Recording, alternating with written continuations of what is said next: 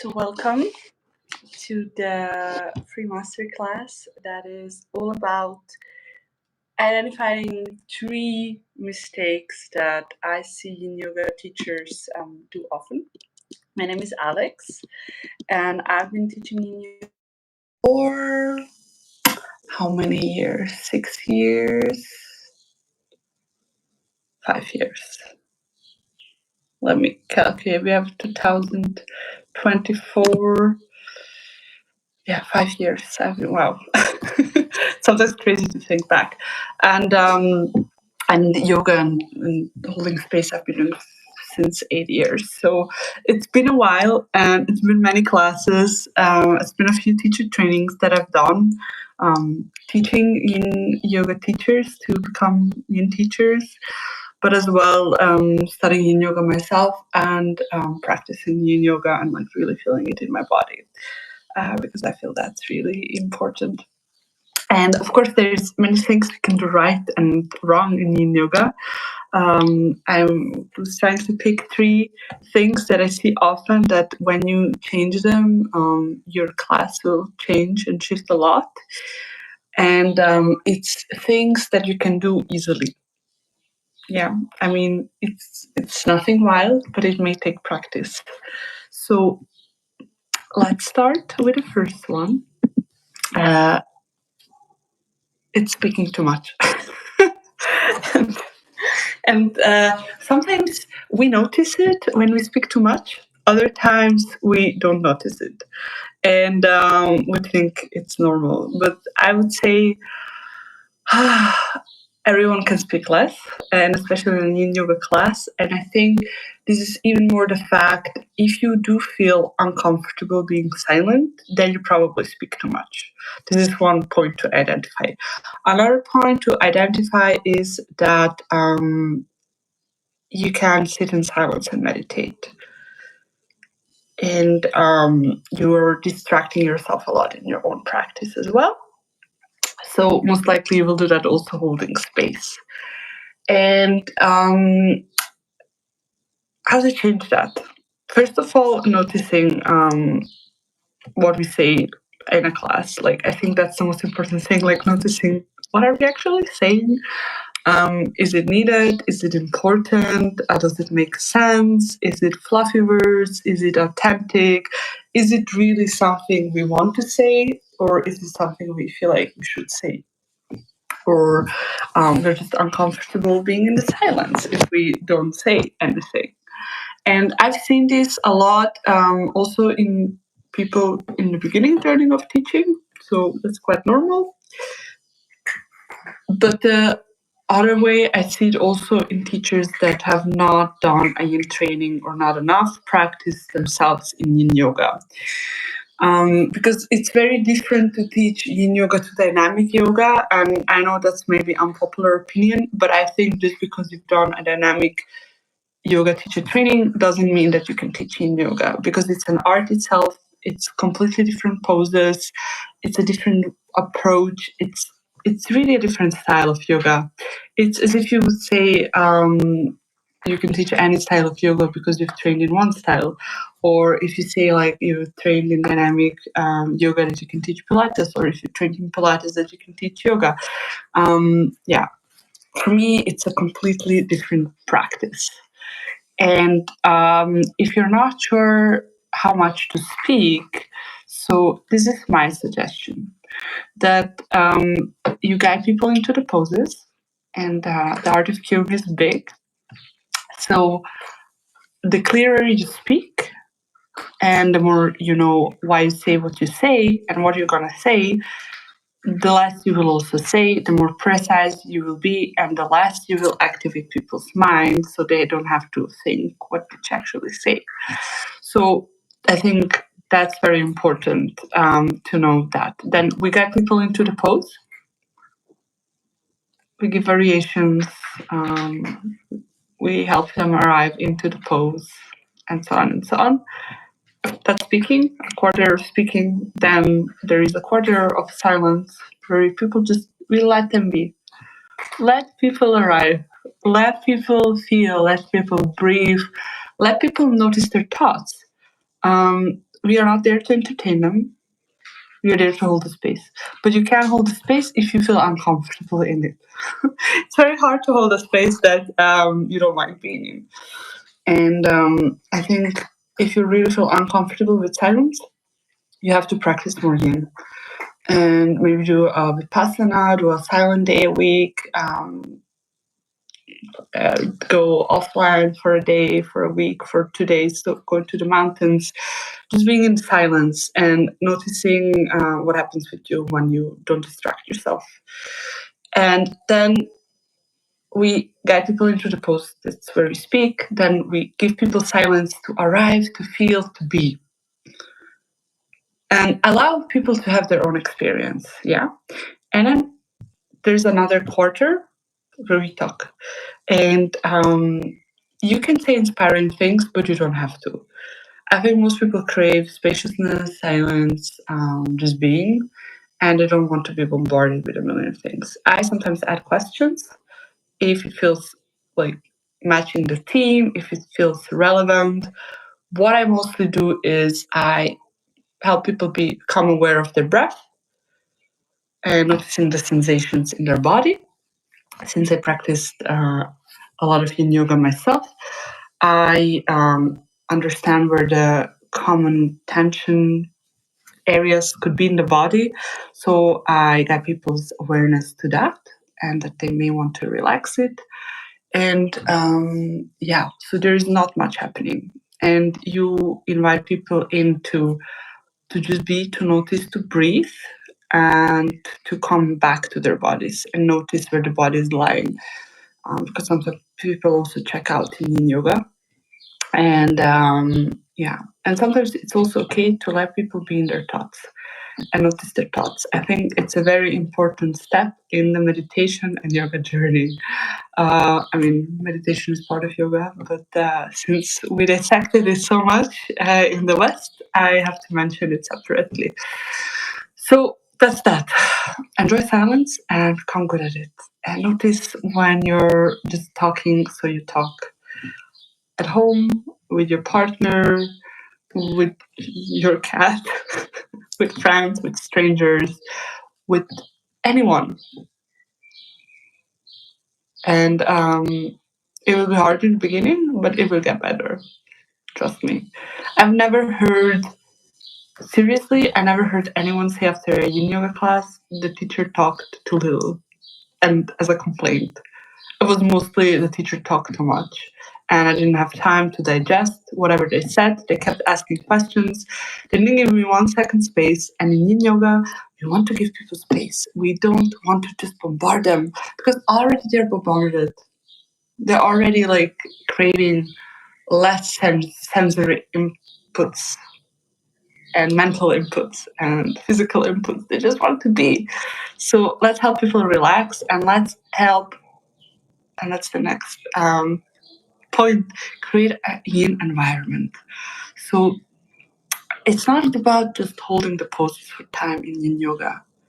We want to have the yin mindset as teachers as well, and we want to cultivate a yin space. So the space should, in a way, feel zen when you walk in, and the teacher preferably is grounded, is there, is present. And what I see in people, and especially if the first point, if they can be in silence and they're not trained in yin and they're not used, like, I think it's one thing to be trained, but you also have to practice a lot of yin and really be in the journeys, do long journeys, do very long holds, to just experiment on yourself, not on people, but on yourself. And there you will start to notice that the more yin you become, the more time everything takes. So it's like simplifying things. I see teachers wanting to do too much in one class, cramp it all into hours, yin and sound healing and journaling and cacao and breathwork and sharing circle. It's like we don't want to rush people. We want to give them time and space. And I've never seen anyone not have enough yin poses. That's another thing. It's mostly too many. And you can do 4 poses and Shavasana in a 60 minutes class. That's already enough. And we want to really give people space between poses. I know not everyone teaches like that, but for me, the magic of Yin is that we have space between the poses. Is that in the rebound? That's for me where the magic happens, because we feel the difference after the pose. Things may come up. It's that magic space, and we want to have time to digest, and then slowly make our way into the next shape. Like I give people a minute at least between poses. At least that's like bare minimum. So if you're stressed that you want to finish your sequence, and if you're stressed, and if you're always late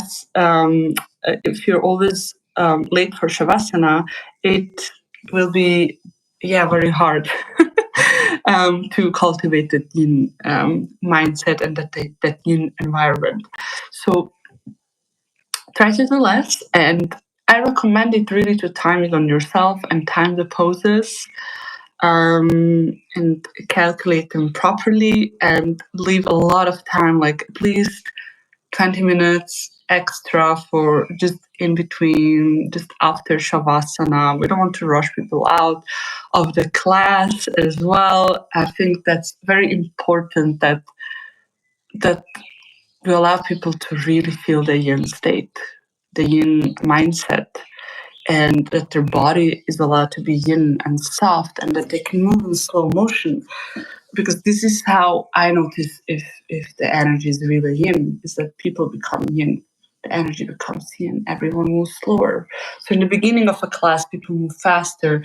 Towards the middle and the end, people move slower because they're more Yin, which is beautiful. So why should we rush them? Less is more. And also when we sequence, we don't want to make people go up, down, up, down, up, down, up, down, change the props, do this. It's anything like that activates the mind, that creates like too much movement, is kind of less Yin. And we can do that if it's intentional, and we may do more of that in the mornings because we don't want to make people too sleepy. But for evening classes, I would say, or for classes that don't matter, like if you're super awake afterwards, I would say less of up and down and moving energy. So calculating our time properly, giving people space, and creating that Yin environment. We don't have to do too much. We don't have to entertain people. And then the third point is that we don't give enough variations. And I've heard from people that teachers approach them after a Yin class and they ask them, "Why did you not do what I told you to do?" Which for me is a red flag in yoga teachers. It's like if you feel personally attacked by what people do in your class, if they're like respectful to the place and the teacher, then it's your inner work to do, I would say. And when we teach a group class and it's not a customized one-to-one session, we always want to show the easiest version, or not even the easiest, but the most accessible, physically accessible pose for people. And for me, it's like even a point deeper, it's not just physical, more accessible, but also mental. Like if you know something is gonna provoke a lot of thoughts or emotions, most likely, we don't know. For some people, yes, for some not. But if we know in a general setting and we don't know who's coming to our class, then we want to choose poses and variations that are easily accessible. And just because you as a teacher can do a very physically looking deep variation of a pose, it doesn't mean that you have to show that pose. I always show the pose with all the props, and I make it normal because it's normal. And I don't like when people are made feel bad for adapting the poses to their body, because this is what we do in Yin. We don't adapt the body to the pose, we adapt the pose to the body. And everybody's different, we all have different bones. And I think it's very important that we as a teacher are aware of that. And I think one part that runs deep here is diet culture, and just a little bit whitewashed yoga and how it has to look, and that it's the bandy young women or girls that practice yoga, but that's not the case. And thin, of course, thin and flexible. Yin, anyone can practice yin if they want to practice yin. They just need a variation that fits their body. Yeah. And if you're not sure what that is, then I recommend practicing with more props. And maybe you have family members that are in different age groups, that are in different seasons of their life, or friends, and you want to try out with them. And I think if you're just in a bubble where everyone is the same, maybe if you also want to open up and kind of make our classes more accessible, so people don't feel like they can't come because of their physical body. Yeah, and or level of flexibility or fitness or anything like that. So choosing variations for each shape so that you can adapt. And if you know someone has physical challenges, then you can already prepare it beforehand. Otherwise, even if you don't, always show the most accessible version with all the props that you have available to use, and make it normal. Really, make it normal. I tell people props are our best friends. They're here to support us in the Yin class, and it just makes such a different environment, and that creates a safe environment, and where people can actually be and let go, because it doesn't matter how the pose looks in Yin Yoga. What matters is how it feels to you, and if you want, if you're not sure, are you doing it right? Then it's like, what's the target area? Where do we want to feel sensations? What is being opened in the body? What is being released? And with that, it doesn't matter how it looks. It matters, do you feel that or not?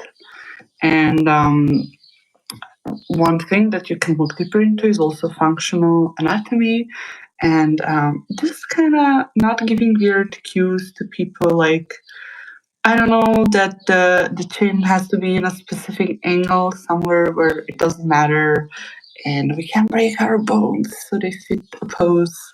So please, let's become more aware as teachers of what we're actually saying and if it makes sense physically, mentally, emotionally, and energetically. And I mean, these are already the three mistakes that I see. And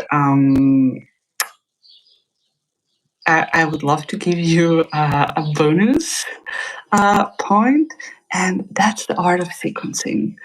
I already touched a bit on it, like less is more, and we want to cultivate a yin mindset. So noticing if the yin shapes that come one after another are too much, moving up and down and creating like more yang energy, or are they cultivating yin energy? And I think the easiest, what I feel, ways to sequence is to go after the myofascial meridian lines. That's anatomy, like the anatomy trains.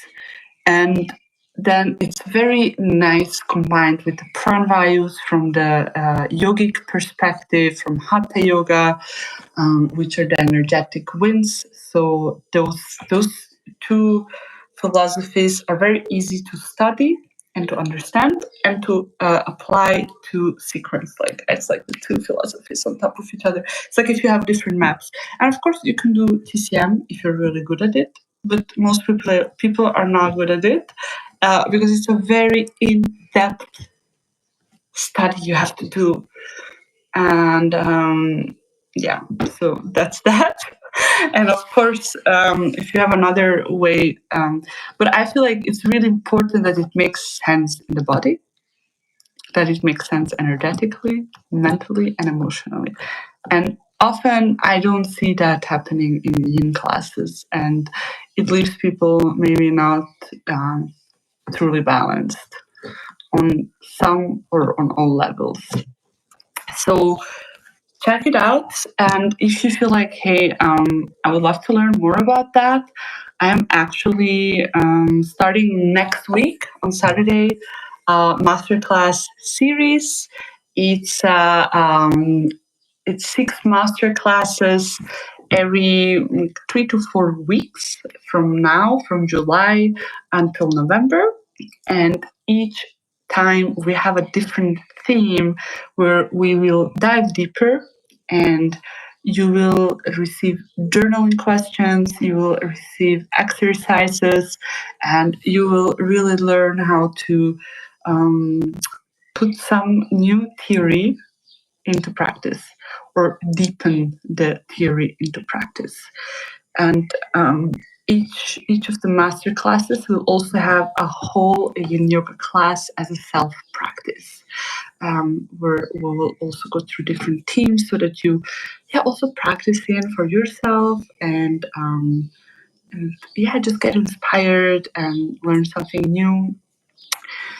This starts on July 6th, and until then, there is still time to sign up for the early bird price. After that, you can also buy a single class or buy the course also when it's finished, of course. And you can join us anytime.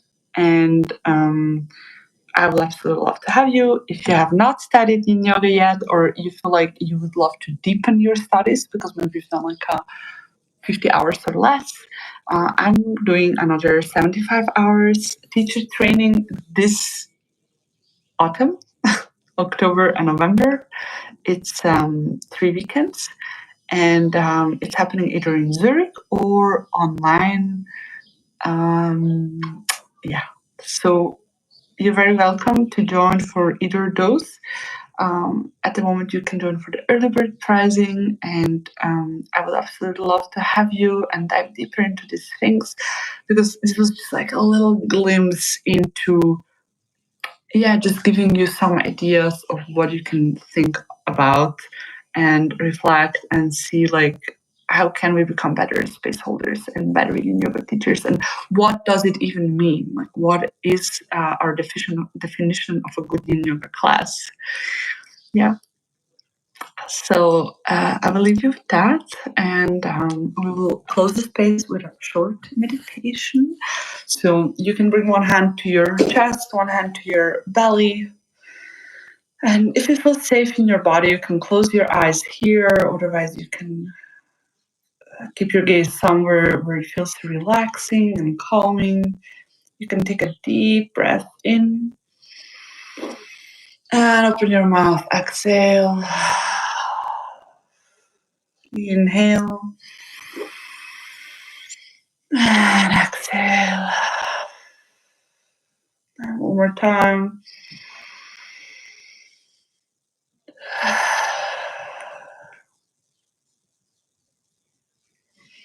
And then notice your breath moving through your nostrils. Maybe your chest gently moving up. And your belly. And as you exhale, you empty your belly, chest, nose. And then keep going in your own pace. Just becoming aware of your breath coming in and out of your body and what's happening with your body as you breathe in and breathe out.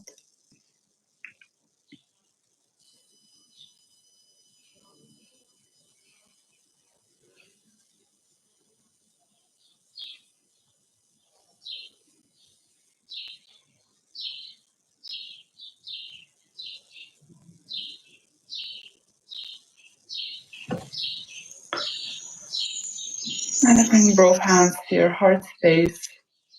We'll take a deep breath into our chest. And then exhale through the nose. And if you want, you can rub your hands here together. And then place your hands either over your eyes or somewhere on your body.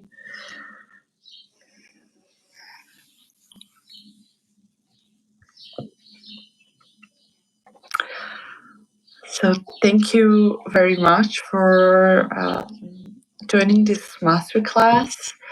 I would absolutely love to have you either in the Elevate Masterclass series or the Art of Yin teacher training. If you do have questions, if you would love to book a free 20 minutes call, we can do that. You can email me to alexnikolic108@gmail.com or on my website alexnikolic.com. There is a contact form where you can reach out to me. And it's really for everyone that is practicing Yin Yoga and wants to deepen their Yin understanding. It's for Yin teachers. It's for generally yoga teachers. I think this can enhance your space holding skills, whatever you teach, and just give you time and space to reflect and ask questions and put them into practice and see what works for you, developing in the end your own authentic voice. And the same for the in training, we like go really deep into not just having theory and knowing it in our minds, but actually feeling it in our bodies and being able to create safe spaces, inclusive spaces, and notice like whatever we say matters and can affect people on different levels. So how do we do that? So we cultivate the yin state. How do we do that so people can relax and feel safe and held and nourished? So thank you so much for being with me here today. I wish you a wonderful day, and please get in touch if you do have questions. I would absolutely love to welcome you next week to the first masterclass. Everything will be recorded, and you can keep all the masterclasses. The masterclasses are around 2 hours, 2 to 2.5 hours. Yeah. Thank you.